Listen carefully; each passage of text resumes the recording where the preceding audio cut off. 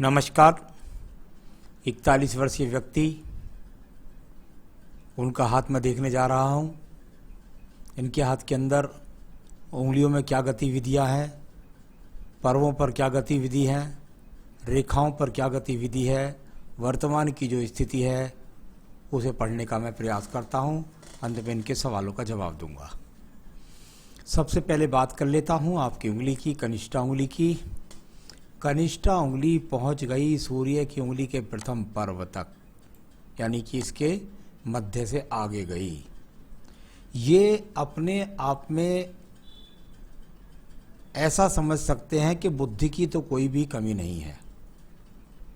सवाल है कि व्यक्ति जल्दबाजी का शिकार ना हो जाए, क्योंकि ऐसा व्यक्ति अपने जीवन में नौकरी हो, व्यवसाय हो या किसी बीच में हो, उस पर थोड़ा शोध करेगा और तब उस पर बढ़ेगा तो निश्चित रूप से सफलता उसको प्राप्त होगी।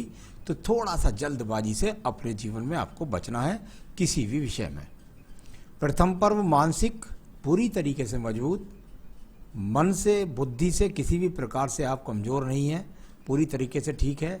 याददाश्त भी आपकी खूब साथ देने वाली है। साथ ही साथ सेकंड पर्व है, व्यवहारिक पर्व भी यहाँ पर ठीक है। और थर्ड पर्व है, उसके धन के स्रोत भी सामान्य रूप से ठीक ही दिखाई पड़ते हैं। चलिए मैं बात करता हूँ इसके बाद आपकी सूर्य की उंगली के बारे में। सूर्य की उंगली जीवन में दूर स्थानों से जुड़ना, अग्निकांड होना, बीपी जैसे रोगों का होना, बहुत सारे कारक हैं। प्रथम पर्व रोग के लिए देखा जाता है, वहाँ से अभी किसी भी प्रकार के रोग के संकेत नज़र नहीं आ रहे। द्वितीय पर्व यदि मैं देखता हूँ तो कुल मिलाकर जिस कार्य क्षेत्र में रहते हैं व्यक्ति की पहचान है कि यह अच्छी तरीके से करता है। तीसरा पर्व यानी कि पिता की प्रॉपर्टी, पिता का सहयोग व्यक्ति को प्राप्त है। यहाँ ये उंगली शनि की उंगली से मिली हुई है। इसका मतलब व्यक्ति बुढ़ापे तक माता पिता की सेवा भी करने वाला है। अगर मैं शनि की उंगली को देखता हूँ तो हल्का सा टर्न लेकर ऊपर की तरफ बढ़ती है। अभी प्रथम पर्व से कोई स्थायी रोग दिखाई नहीं पड़ते। सेकंड पर्व पर धन के स्रोत ठीक प्रकार से हैं और तीसरा पर्व यानी पैतृक संपत्ति भी आपको निश्चित रूप से प्राप्त होगी।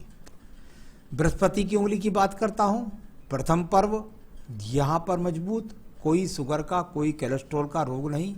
सेकंड पर्व योगात्मक रेखाएं, अपनी तरफ से कोई भी यहाँ पर वैचारिक मतभेद प्रस्तुत करना या तलाक की स्थितियां होना या प्रेम संबंधों में खटास होने का चिन्ह वर्तमान में यहाँ पर नहीं है। थर्ड पर्व संतान के सुख सहयोग की पूरी रेखा यहाँ पर मौजूद है। अब बात करता हूँ मैं यहाँ पर बुध के पर्व के बारे में। बुध का पर्व और बुध के पर्व की यदि बात करूँ तो बुध का पर्व यहाँ देखता हूँ तो ये अपने आप में स्थायी रेखा यहाँ पर प्राप्त होती हैं। यानी ये वो रेखाएं हैं जो आपके अब भी वर्तमान में धन के आगमन, धन के स्रोत निश्चित रूप से दिखलाई पड़ते हैं। तो धन के स्रोतों की अच्छी रेखा यहाँ पर मौजूद दिखलाई पड़ती हैं। मैं बात करता हूँ आपके सूर्य पर्व के बारे में। सूर्य का पर्व और यहाँ से नीचे से हल्का सा एक्स भी लगता है और उसके बाद में यदि मैं देखता हूँ तो ये रेखाएं वहाँ जाकर के पूरी ऊपर तक नहीं पहुँच पाती। यानी राज्य सरकार की नौकरी से लाभ नहीं, राजनीतिक क्षेत्रों से लाभ नहीं, कुल मिलाकर जीवन की भागदौड़ और उसका भागदौड़ का परिणाम अपने कार्य की संतुष्टि। बात करते हैं इसके बाद में आपके शनि पर्व के बारे में। शनि का पर्व भाग्य का पर्व होता है। भाग्य के पर्व पर ये रेखा तो नीचे से निकल करके आई और ये दूसरी रेखा यहाँ पर सहयोगात्मक रवैये के साथ में चलती हुई, यानी कुल मिलाकर के बुढ़ापे तक धन के आगमन आप निश्चित रूप से बनाते रहेंगे। ये आपके पास अच्छी खासी, यहाँ इनको खराब रेखा नहीं कह सकता, लेकिन यहाँ पर ये आपको वो रेखाएं हैं जो आपके पास जीवन के धन के आगमन निरंतर रूप से आपके जीवन के अंतिम चरण तक आपको मिलते रहेंगे। तो इस प्रकार से इनको बोल देते हैं। अब बात करता हूँ मैं यहाँ पर आपके बृहस्पति के पर्व के बारे में। बृहस्पति का पर्व यदि देखता हूँ तो यहाँ पर ये रेखा जब आपकी मंगल रेखा से खड़ी हो जाती है तो पैतृक संपत्ति मिलती है और इसके बाद सहायक रेखाएं और बृहस्पति पूरा शून्य है। यानी कुल मिलाकर अगर ऊपर देखता हूं तो ऊपर मुझे कोई ऐसा चिन्ह नज़र नहीं आता जिससे मैं कह सकूं कि भाई आपका पूजा पाठ के प्रति ज़्यादा रवैया ठीक है, या आप दान दक्षिणा भी बहुत ऊंचे स्तर की करते हैं, ऐसा तो दिखलाई नहीं पड़ता। लेकिन पैतृक संपत्ति मंगल से रेखा निकली है तो मिलती है व्यक्ति को, और संतान का सुख भी मिलता है और साथ ही साथ पत्नी भी मिलती है। अब बात करता हूं मैं यहाँ पर आपके मंगल हृदय रेखा के बारे में। अगर आपकी हृदय रेखा को देखेंगे तो ये हृदय रेखा अगर जहाँ से देखते हैं इस प्रकार से चलती हुई और ये सीधी जाकर यहाँ पहुँचती हुई, मेरे हिसाब से हृदय रेखा के अंदर मुझे ऐसा चिन्ह कुछ भी दिखाए, आपके सवालों में जवाब दूंगा, लेकिन थोड़ा बहुत ये नीचे से लाइन लग जाती हैं तो पत्नी के साथ वैचारिक मतभेद हो जाते हैं। परंतु अगर कुल मिलाकर देखूं तो आपके स्वास्थ्य खराब के यहाँ कोई भी संकेत नहीं है। सवालों में आपका पूरा जवाब देने वाला हूं बहुत सारे पक्षों को देख करके। अब बात करता हूं मैं आपके निम्न मंगल पर्व के बारे में। निम्न मंगल पर्व कर्म रूपी रेखाओं के लिए जाना जाता है। यहाँ से बहुत ही मजबूत कर्म रेखा आपके हाथ से, और ये निकल कर के रेखा शनि पर्व के साथ संबंध, यानी मंगल पर्व से शनि पर्व को रेखा जाए, व्यक्ति अपनी दिमागी योजनाओं के द्वारा, और इसका भाग्य पर्व से रेखा से संबंध बने, व्यक्ति अपनी दिमागी योजनाओं के द्वारा जीवन में उन्नति तरक्की को प्राप्त करता है। यानी कि एक मेहनत करने वाले व्यक्ति का हाथ देख रहा हूँ, स्वप्न देखने वाले व्यक्ति का हाथ नहीं देख रहा। इसके साथ साथ एक और भी बोल देता हूँ, यहाँ पर देखिए आपकी मंगल रेखा को, और मंगल रेखा के अंदर आपकी सारी की सारी जो रेखाएं हैं ये सीमित हो गई हैं। इसका मतलब क्या होता है, जब जब ये मंगल रेखा किसी के हाथ में होती है तो इसे कहते हैं रक्षक रेखा, महाबली रेखा, मंगल रेखा, इसके मैंने बहुत सारे नाम दिए हुए हैं। जब ये रेखा यहाँ पर होती है तो आपके जीवन में आने वाली समस्याओं को रोक देती है। तो इस रेखा का काम, ये बहुत अच्छी शुभ रेखा हर व्यक्ति के हाथ के अंदर नहीं मिलती जो आपके हाथ के अंदर दिखलाई देती है। अब बात करता हूँ आपकी यहाँ पर मैं बुद्धि रेखा की। यहाँ पर आइए, देखिए ये गड़बड़ निकली पूरे हाथ में। अब इसकी गड़बड़ का जब मैं कहता हूँ किसी व्यक्ति से तो उसको अच्छा लगे बुरा लगे कैसा भी लगे, लेकिन मैं उसका फल बोलता हूँ जरूर। जब जब बुद्धि रेखा इतनी बुरी तरीके से डाउन होकर नीचे चली जाए, देख रही है चंद्र पर्वत को, व्यक्ति शौकीन हो सकता है, संगीत सुनने का शौकीन भी हो सकता है, लेकिन इतनी डाउन, और फिर इससे एक यव का चिन्ह भी इधर की तरफ बन जाना, ये पत्ती जैसी आपको नजर आएगी, ये एक तरह से यव का चिन्ह बन जाना, ये बहुत अशुभ चिन्ह है। इसके द्वारा क्या है कि व्यक्ति अपने मन के अंदर खामोखा की पीड़ा या खामोखा की बात को लेकर के अपने प्रश्न उठाता है। ये रेखा अपने आप में व्यक्ति को बहुत भ्रमित करती है, और भ्रमित करने के बाद, क्योंकि एकदम डाउन रेखा है, इससे आकर के यहाँ पर केतु रेखाओं का भी काफ़ी संबंध है, और जब इतनी भ्रमित रेखा हो तो व्यक्ति अपनी जिद का शिकार भी हो सकता है, और गलत निर्णयों के कारण व्यक्ति को भारी नुकसान भी होता है। तो ये वो रेखाएं हैं जो अपने आप में बुद्धि रेखा, मैं कभी भी उत्तम इसको मानता नहीं हूँ। तो ये अपने आप में एक अच्छा फल यहाँ पर नहीं दे रही। इसमें से एक ऊपर जो शाखा निकलती है वो भी दीप बनाती है, यानी साहस को बहुत ज़्यादा लेकर के चलना, एकदम क्रोध में आ जाना, आवेश में अपने काम बिगाड़ना, क्योंकि केतु पर्वत पर भी बहुत सारे एक्स के चिन्ह यहाँ पर दिखाई पड़ते हैं।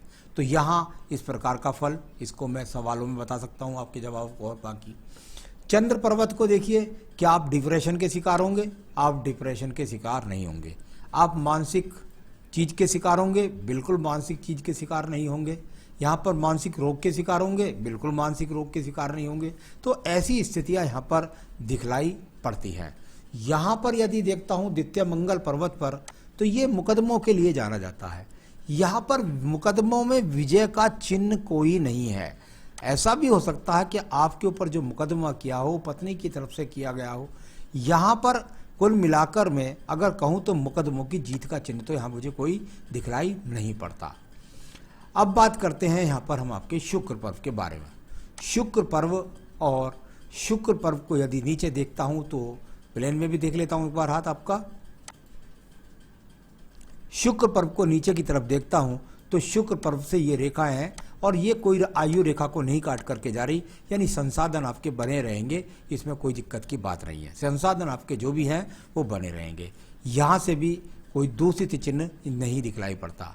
यहाँ पर संतान रेखाएं आपके हाथ से तो 2 हैं, लेकिन चलिए पत्नी के हाथ से ज़्यादा पता लगता है। मानसिक पर्व प्रथम अपने आप में मजबूत है, तर्क शक्ति पर ज़्यादा बहस नहीं करते, वो कुल मिलाकर वो भी ठीक है। तो ये तो इस तरीके से सारी फलित रेखाओं को बताया, और अब बताता हूँ मैं आपकी आयु रेखा। और आयु रेखा यहाँ जाकर बैठ गई, लगभग कह सकते हैं 75-76 वर्ष। इसके बाद भी रेखा बढ़ती रहती है। तो यहाँ पर सारी रेखाओं को मैंने बताया, सबके फलों को मैंने बोला, और उसके बाद आपके फलों को मैं सवालों में जाकर ढूंढने का प्रयास करता हूँ, और जिसको मैंने ढूंढ के रख भी लिया है और आपको बताने का प्रयास करता हूँ।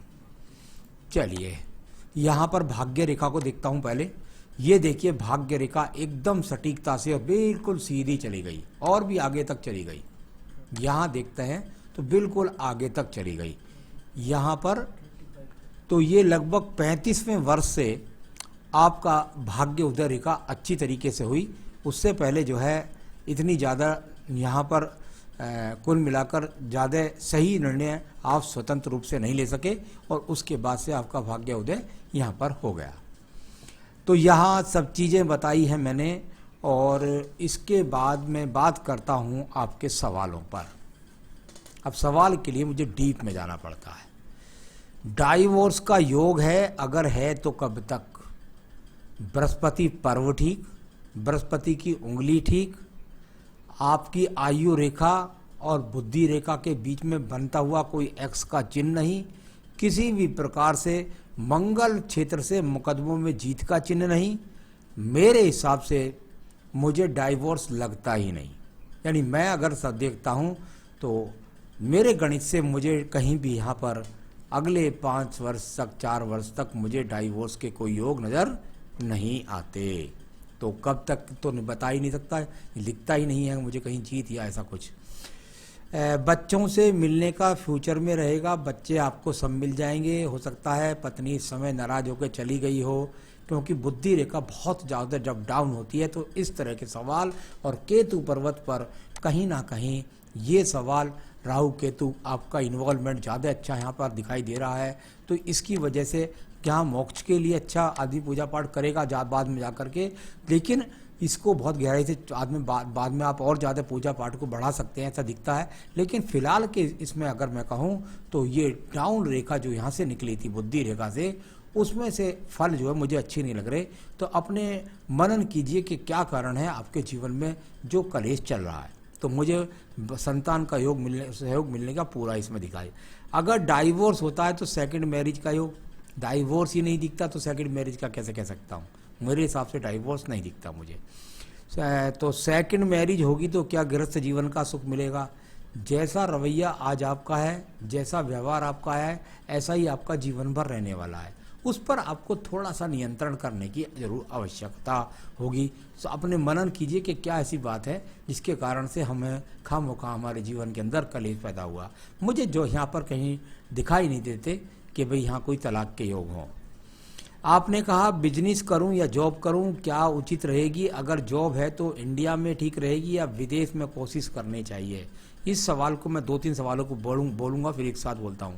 अगर बिजनेस करना उचित रहेगा तो कौन सी लाइन का बिजनेस करना सही रहेगा? एक्सपोर्ट इंपोर्ट के बिजनेस को करना सही रहेगा? ये 3 सवाल हैं, और 3 सवाल के लिए जब जब हमारे शास्त्र के अंदर अगर किसी के हाथ के अंदर कोई विदेशी रेखा नहीं होती तो उसके लिए एक शास्त्र और भी बात कहता है कि भाई ये चंद्र पर्वत है। चंद्र पर्वत कहता है कि व्यक्ति गहरे पानी में नहीं डूबेगा, व्यक्ति को डिप्रेशन नहीं होगा।